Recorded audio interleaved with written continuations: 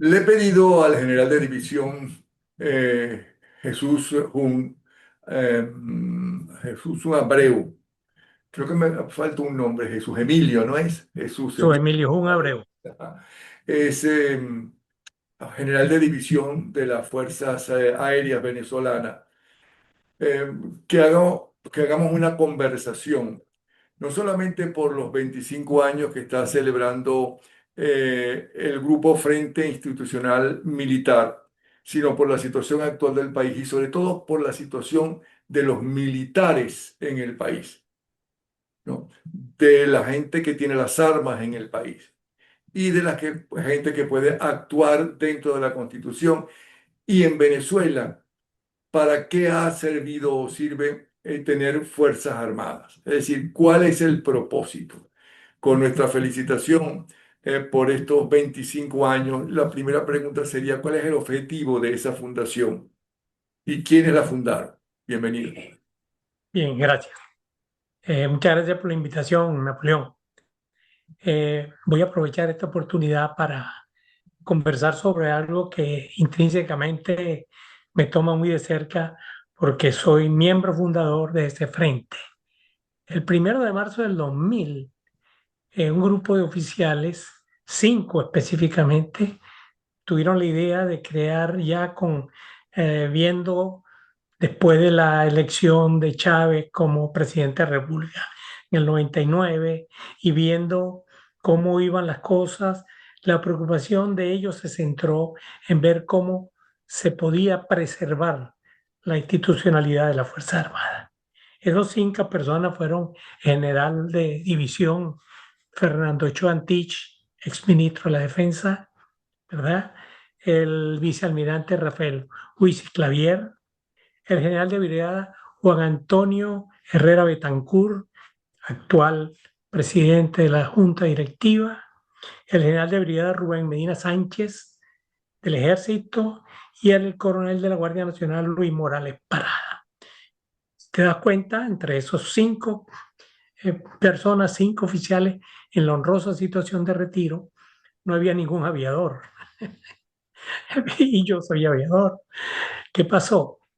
Que ellos, después de tener la idea, nos convocaron a quienes más o menos nos arrimábamos a ese pensamiento que ellos tenían y empezamos a hacer reuniones en una oficina de abogados ahí en el CCT y llegamos a ser 13 individuos más, 13 oficiales más, perdón, y entre esos 18 elaboramos, después de muchas discusiones, el acta constitutiva, los considerandos que, que tuvimos presente para hacer ese frente y registramos esa acta constitutiva en el registro de Chacao, registro correspondiente, y nos pusimos como organización, como una organización no gubernamental, una organización eh, civil, sin fines de lucro, y la quisimos llamar Frente Institucional. Me gustaría, si tenemos una oportunidad de referirme un poquito a sus considerandos, porque estos considerandos van a reflejar en cierta medida, ¿verdad? Nuestros, nuestro camino que hemos llevado, y en cierta medida también qué logros se han alcanzado de esos considerando que dieron como origen esta organización. El primero de ellos es que los militares en servicio activo están en una necesaria pero clara desventaja con relación al resto de la sociedad civil y a los factores de poder que en ella interactúan por estar impedidos constitucionalmente de defender públicamente a la institución cuando el natural debate político e ideológico pretende desvirtuar eh, mm, su profesión y sus valores. Si ves allí, queríamos en un principio como convertirnos una caja de resonancia de lo que yo hacía. De hecho, en un principio, en los primeros años, recibíamos mucha información de ello y esa la compartíamos, la publicábamos y nos oponíamos a ciertas medidas que el gobierno de Hugo Chávez estaba tomando para desvirtuar precisamente esa institucionalidad. El segundo considerando fue que considerando que el ministro de Defensa, siendo el único militar activo que posee la facultad para exigir públicamente el debido respeto a la institución armada, está sometido a una legítima relación de dependencia del presidente de la República que le impiden inmiscuirse en esta eh, incondicional posición profesional cuando el proyecto político del gobierno y el de sus adversarios políticos utilizan a las Fuerzas Armadas para sus fines. El principio, podemos recordar cuando el deslave de Vargas, que la acción del ministro de la Defensa fue detenida porque había pedido ayuda al imperio y todo esto, estaba de frente impidiendo que él ejerciera la función de ministro de la Defensa, explicara cuáles eran sus objetivos al pedir esa ayuda y por qué con la acción directa del presidente de la República en ese momento, Hugo Chávez, no se hizo lo que debería haberse hecho en el rescate de tantas personas. ¿Por qué? Por esa dependencia tan directa y circunstancial que él tuvo con el presidente de la República. Considerando que las Fuerzas Armadas están concebidas universalmente como el brazo armado del Estado, organizado y adiestrado para la preparación y defensa de su territorio, preparación y defensa de su territorio, y conjuntamente con los otros integrantes del Poder Nacional para proteger el, el, el cumplimiento de la Constitución Nacional. Bueno, hasta Fíjense, ahora, perdone que se lo interrumpa, tenemos solamente media hora y hasta ahora lo que se ha demostrado para empezar en estos tres primeros memorándum era una formación de las Fuerzas Armadas de antes de la democracia. exacto. Claro, y ustedes están todos ya en el retiro, ¿ok? Por eso es que quiero, pero en el retiro no significa haber cortado los contactos, las amistades, inclusive con los más jóvenes de los muchachos que están en las Fuerzas Armadas actuales y Claro. con los tenientes coroneles en adelante. Por eso es que quería, además de felicitarlos por esos 25 años, quería que me hablara un poco de la situación de las Fuerzas Armadas hoy en día. La, Primero, si- han Ajá. pasado 25 años. Ujú. A ustedes, ¿cómo lo formaron? ¿Para defender a quién? ¿A quién tenían ustedes que defender? Y era una organización vertical. ¿A quién? Si hacemos un poco la historia atrás, hay que recordar y viendo quiénes somos los integrantes de este frente. Somos los oficiales formados en los años 52, 55, 57 hasta el 61, que tuvimos que salir de la institución, salir después de graduados a defender la institución y a defender el país de la subversión cubana. Y nosotros nos regíamos por la Constitución de 1961, ¿te recuerdas? Entonces, esa formación, ese hecho de que fuimos de una vez desde las centros de formación a proteger al país entero, porque de la guerrilla estábamos protegiendo al país entero, a defender nuestra soberanía territorial, a defender nuestra soberanía con- democrática. Fuimos formados en esa forma, en una forma de defensa del sistema democrático que nos habíamos dado a los venezolanos en el 58. ¿Por qué? Porque cuando cayó Pérez Jiménez, nosotros éramos cadetes. Entonces, de ahí en adelante, nuestra formación fue en defensa de la democracia. No habían aparecido actores como tales cuando ya la organización la derrota que le hicimos a la subversión armada en los años 60, ellos se convirtieron y mutaron a otras formas de penetrar. De hecho, penetraron las Fuerzas Armadas desde las escuelas militares.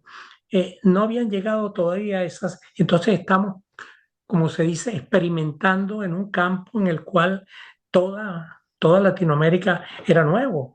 Todo Fidel Castro había entrado directo a cambiar la forma del, del, del, del- de su versión armada, Bueno, ¿verdad? y eso, todo eso, Como todo eso, en qué se diferencia de ah, la formación que han tenido en estos 25 años los militares? Primero los bien, muchachos que entran a la Fuerza Armada y luego bien. se han ido graduando. Me preguntaste de dónde venía o cuál era la formación que teníamos y así la Fuerza Armada. Que fue que la penetración que en los años de cuando el presidente Caldera decretó la legalización del Partido Comunista, cuando ellos mutaron a meterse dentro de la institución, todo un grupo interno fue tratando de cambiar y lo hizo, ¿verdad? Ideológicamente, esa concepción de seguridad y defensa que nosotros teníamos para irse a una concepción de que no hay fronteras, de que los sistemas políticos no son los que teníamos, no eran los correctos, que había que acabar con el sistema político venezolano y a fe mía que fueron progresando en eso. Y las últimas promociones, yo diría que las promociones precisamente desde la promoción de Hucha de Fría en adelante, empezaron a contaminar y a cambiar esa óptica que traíamos nosotros. De hecho, Chávez cambia la Constitución de 1961 en 1969. Sin embargo, todavía no pudo salirse del empleo de inseguridad y defensa de las Fuerzas Armadas, y el artículo 328 lo estipula, ¿verdad? Una organización no delibirante que no sirve a partido político alguno, etcétera, pero que en la práctica ellos lo fueron. Lo primero que hicieron es darle la votación a los militares. Después, inmiscuir dentro de la cátedra de los muchachos que están formando formación ideológica ya parcializada, antiimperialista, como yo lo llamaba. Entonces, estos muchachos que van saliendo ya vienen con otra mirada, una mirada sesgada hacia un lado que no era la que traía históricamente la Fuerza Armada de Venezuela. Entonces, ¿qué te puedo decir ahora? Que lo que nosotros hemos podido hacer al ser la caja de resonancia de esos institucionalistas que todavía quedan en la Fuerza Armada, es a duras penas, ¿verdad? Convencerlos de que regresen a sus cuarteles. Pero como la actualidad y la realidad se impone, eso no ha podido ser. La institución armada está en este momento totalmente desdibujada, no responde a los intereses soberanos y grandes de la seguridad y defensa de nuestro país, y poco se puede esperar de lo que son ahora las Fuerzas Armadas actuales, en O sea realidad. que están adoctrinados, pero ellos podrán decir lo mismo que durante la democracia, eh, pues también adoctrinaron a los militares para que defendieran los ideales democráticos. Y por otro lado, en Estados Unidos también votan los militares y eso no significa que se meten políticamente si republicanos o demócratas. No estoy demonizando el voto, lo dije como uno de los cambios que él hizo al llegar, Sí. pero con respecto a que ellos también pueden decir de que nosotros estábamos defendiendo una forma. El problema está, vamos a ver las cosas, no hablemos de lo que pudo haber sido y no fue, vamos a ver los resultados. Vamos a ver los resultados del país que nosotros dejamos y el país que ellos están dejando o están haciendo.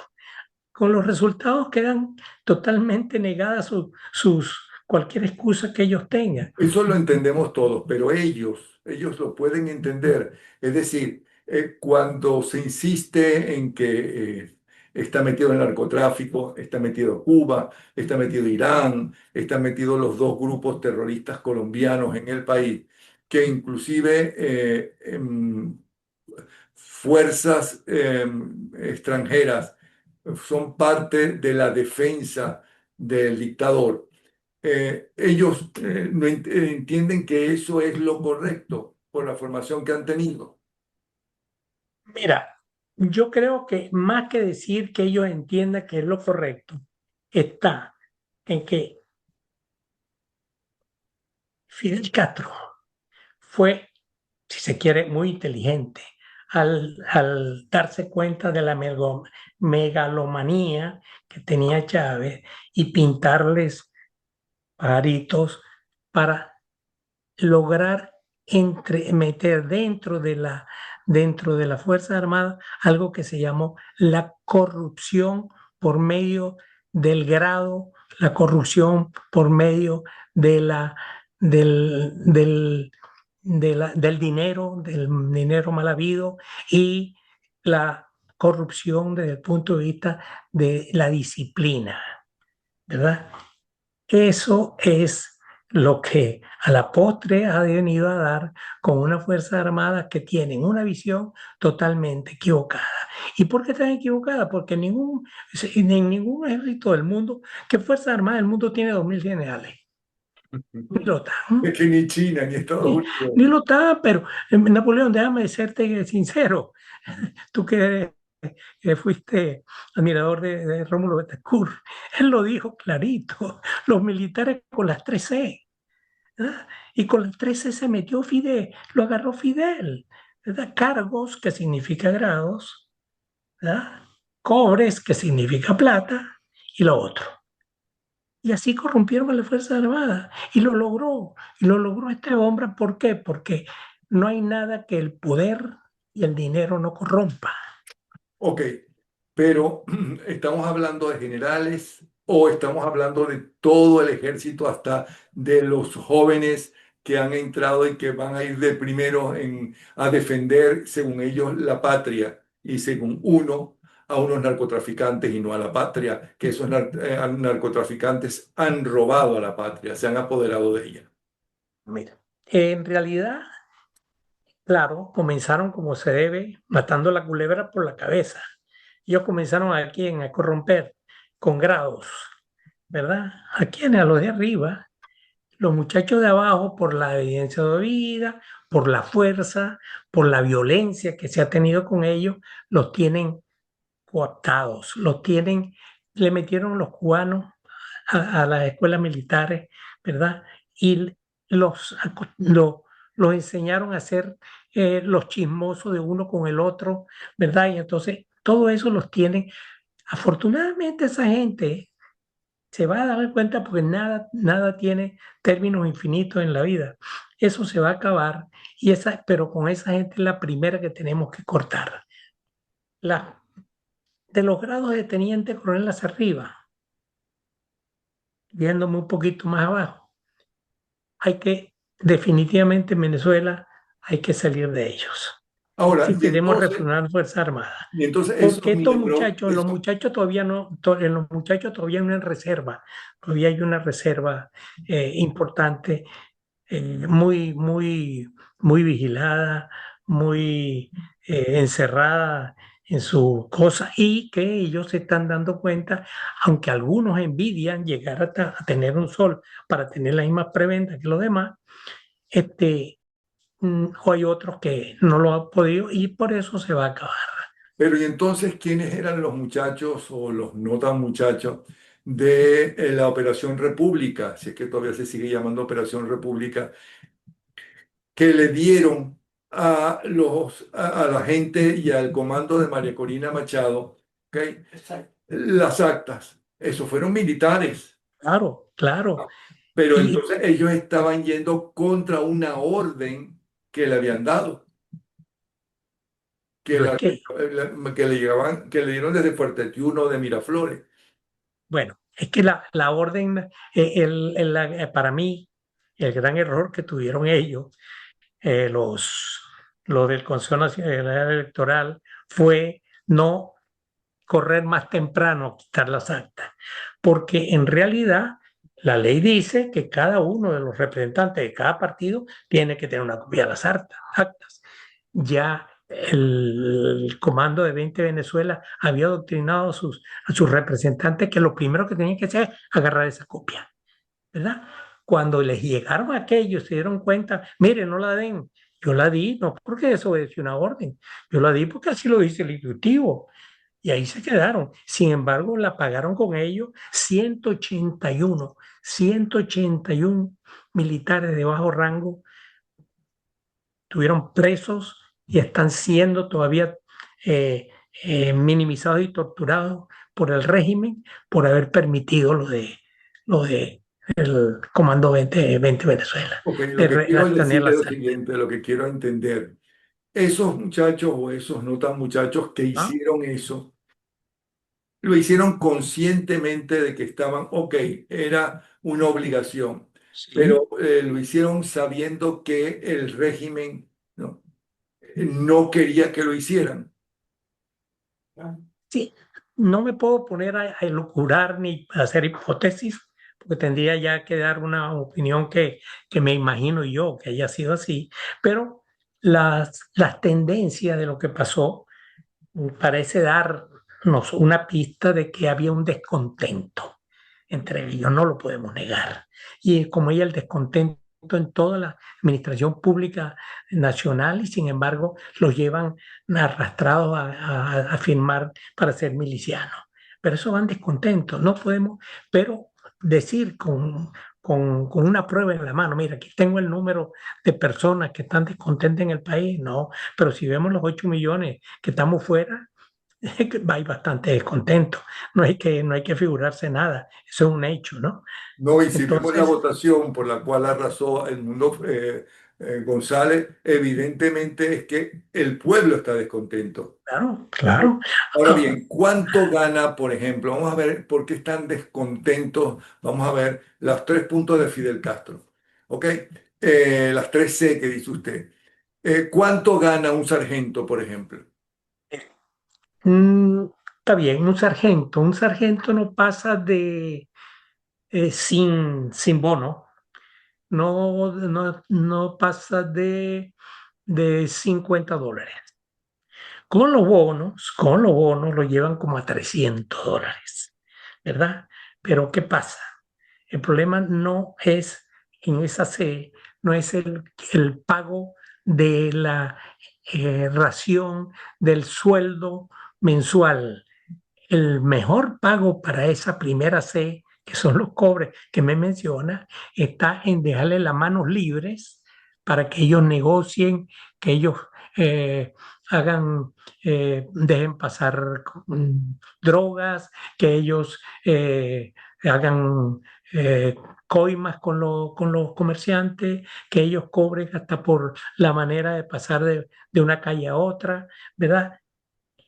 Ahí es donde está la entrada de ellos. No veamos ni los bonos, ni veamos el salario básico. Veamos las manos libres que le ha dado el gobierno para que lo haga. Y de ahí que ellos lo niegan, y de ahí gran el auge del narcotráfico en Venezuela. En Venezuela no es solamente que se hace un tráfico libre de sustancias estupefacientes, sino que en Venezuela se hace un negocio adentro para convertirse en capos, mini capos de la droga, para venderla acá y sacarla para el exterior cuando, no, cuando las vías normales, diría yo, de ellos son perseguidas. Entonces, ahí está el gran. Abrieron el arco minero. Los daños que están haciendo el arco minero son horribles. ¿Y quiénes negocian oro en Venezuela? Los soldados, los soldados mismos que están en la zona de la frontera. Ahorita quieren ir a la frontera, pero no quieren ir a preservar la frontera. Lo que quieren ir es a convertirse en un traficante en un comerciante de oro. Entonces, allí es donde está el gran pago para la primera C a la cual nos hemos referido y que sabemos cuál es. Vamos con la segunda C. Y los cargos, Ujú. los cargos. El cargo va directamente relacionado con un grado. Y el grado tiene, lógicamente, sus peculiaridades de cuál es el ejercicio de ese cargo. Y, lógicamente, lo conlleva un grado militar, ¿verdad? Todo el mundo, por cuestiones de prestigio, quisiera tener, mientras más estrellas y soles tenga, mejor para alimentar mi ego, ¿no? Entonces, es que con la eh,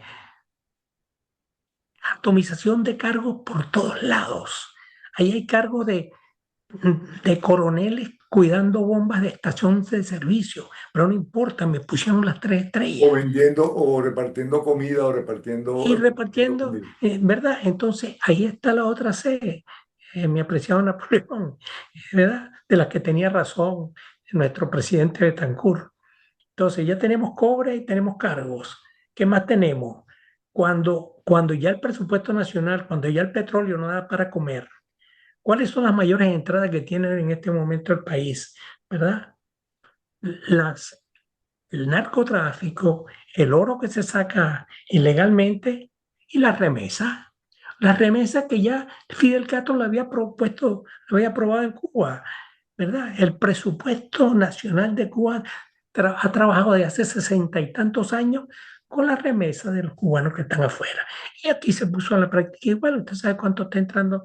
Yo no sé, en realidad no podría dar una cifra exacta, pero una gran cantidad de dinero que entra, de dólares que entra en Venezuela sin control. ¿Por qué? Porque ese dinero narcotráfico, ese dinero de remesa, ese dinero del oro, no pasa por ningún control, no entra al presupuesto nacional que viene ya establecido por ley. Sí, entonces nadie lo controla, nadie lo ve, no existe, no existe. Pero si no existiera ese dinero, se podría ir a comer a la calle Madrid de la Mercedes ahorita, con restaurantes que venden hasta los mejores whisky del mundo y los más caros. ¿De dónde sale ese dinero? Y allí, para eso, el militar, el subalterno, se ha ido minimizando en su condición de militar, pero Pero entonces, maximizando en su cuando, condición de comerciante. pregunto, entonces cuando salen esas fotos o esos videos de soldados que están con los zapatos rotos, las botas rotas y demás, eso no es así. Sí, y eso es así, pero acuérdate que aparte ahora, cuando ahora se ha multiplicado esa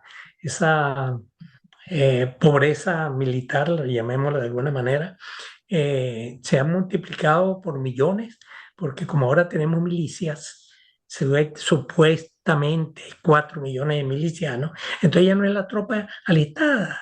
Nosotros éramos, en mi época llegamos a ser, y fue bastante, llegamos a ser 126 generales, ahorita hay 2.000.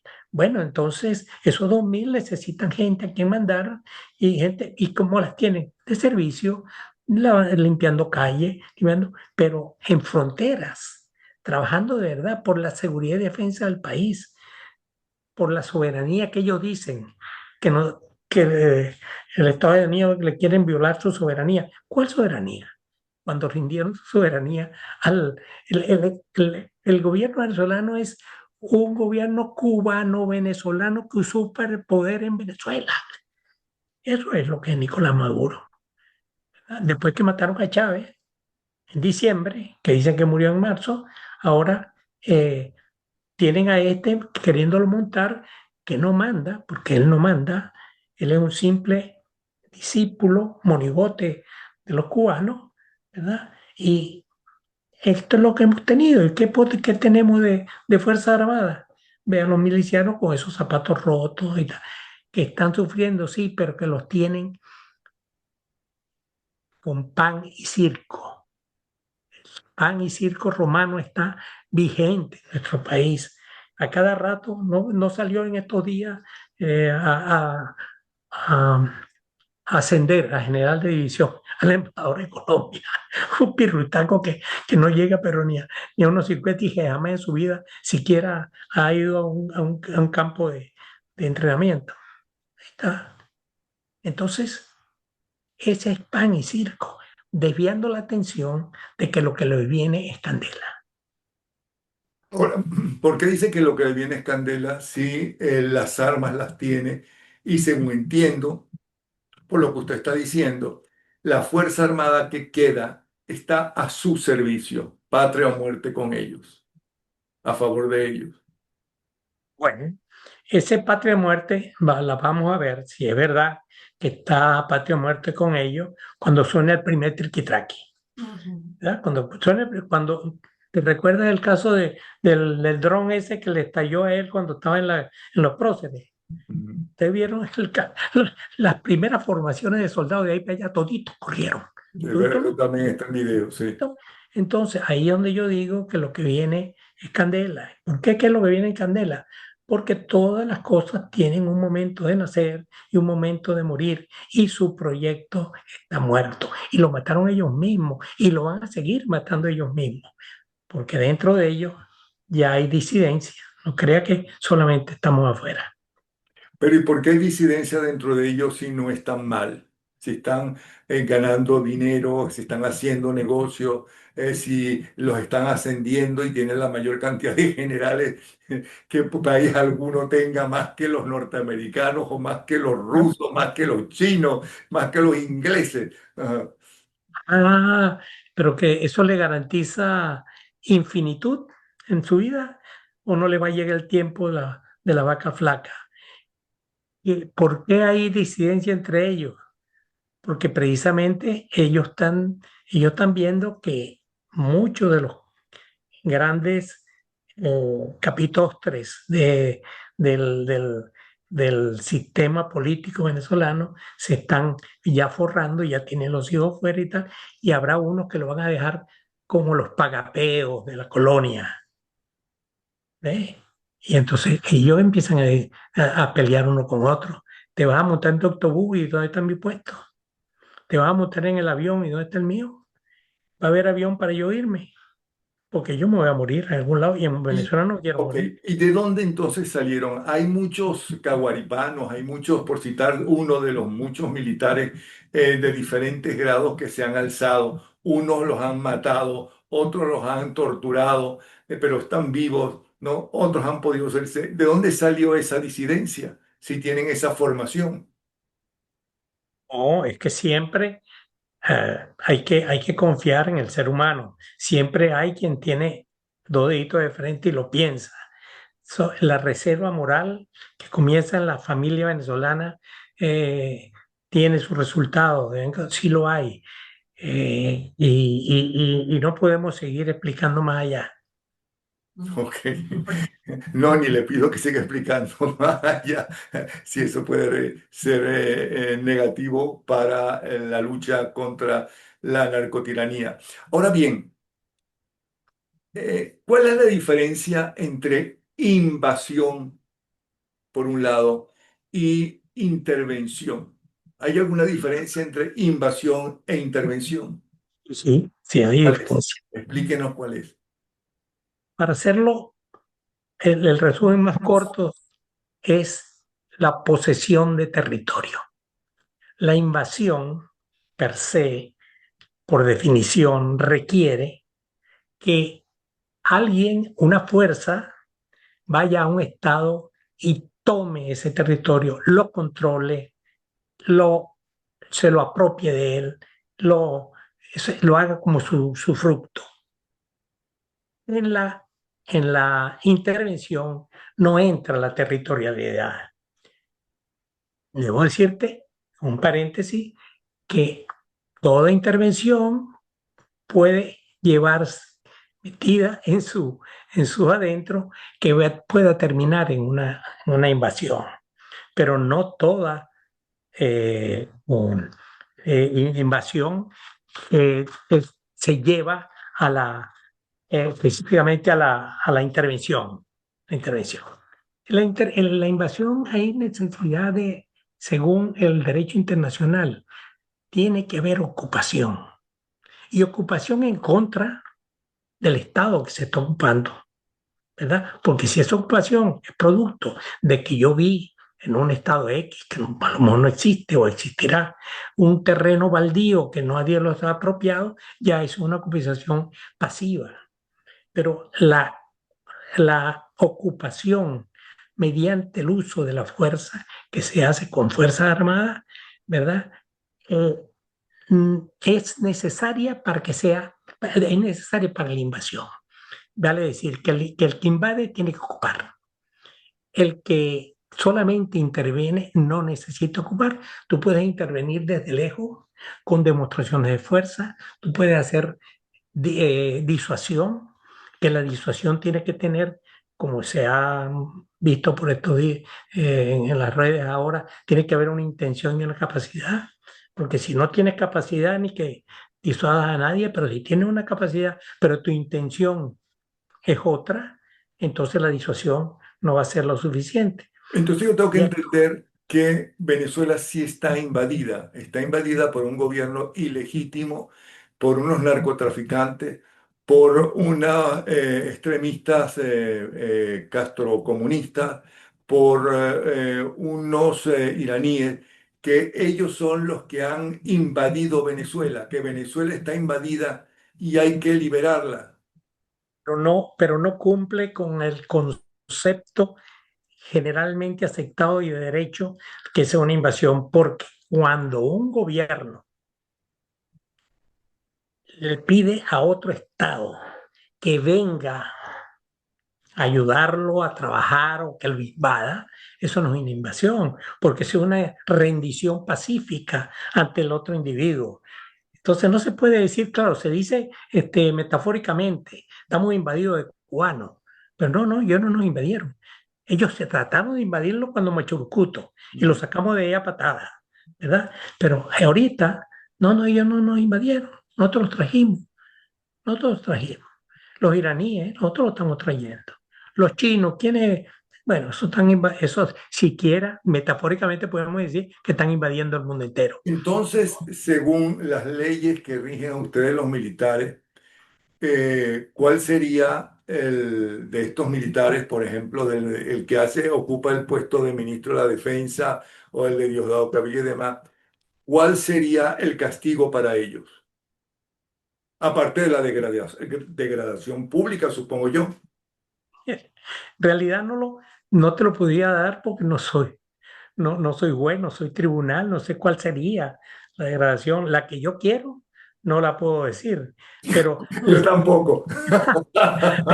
pero la que de verdad le correspondería en Ajá, justicia terrenal, ajá. no la justicia de Dios, porque también la justicia de Dios vale, ¿no? Ojalá que viniera la justicia de Dios, pero esa justicia pues está en derecho y yo no soy abogado Ahora, para pero para arriesgarme a dar una empezar, opinión al respecto. aparte del que sean narcotraficantes y demás, eso de haber aceptado que en contra de la Constitución, ellos han aceptado que se apodere como presidente de Venezuela y el primer responsable de esto se llama Chávez Frías, que fue quien a dedo lo eligió, a una persona como Maduro que no nació en Venezuela, ¿ok?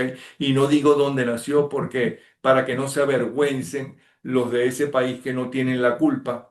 Tenemos la culpa nosotros que lo permitimos, ¿ok? ¿Qué debería suceder? Es decir, ellos no tenían que haber sacado a Maduro de la posibilidad de que fuera presidente. Claro, claro.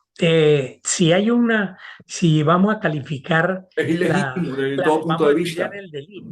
el delito está muy bien tipificado en las leyes y reglamentos y en la Constitución Nacional, inclusive el que traiciona a su patria. Ellos son traidores, todos. Ok, Y hay que juzgarlos como traidores, ok, definitivamente. perfecto. El Perfecto, se monto de nos la acabó pena el no la sé. tiempo. Se nos acabó Ahora el bien, tiempo. Lamentablemente, Jesús Jun Abreu, general de división de la aviación, que los aviadores tienen fama de ser los más inteligentes.